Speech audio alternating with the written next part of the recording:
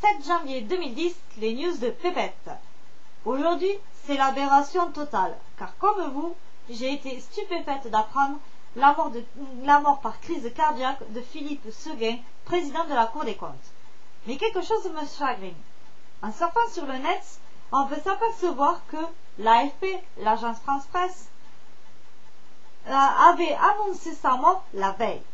En effet, sur certains sites comme lepoint.fr ou la dépêche.fr qui reprennent les infos de l'AFP, on peut lire « Publié mercredi 6 janvier 2010, 17h25, rectifié le jeudi 7 janvier 2010 entre 18h et 20h selon les journaux. » Alors une question se pose. Est-ce une erreur technique ou bien un don de médium?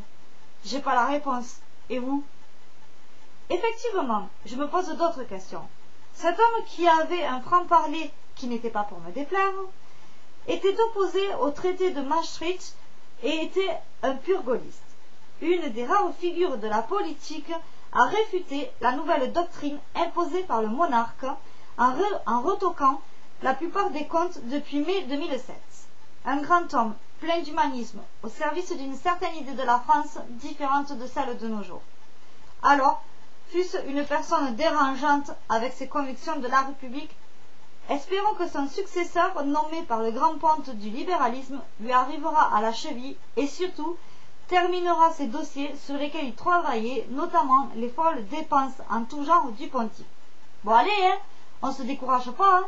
Prenez-vous par la main et dansons la carmagnole, vive le son, dansons la carmagnole, vive le son du canon.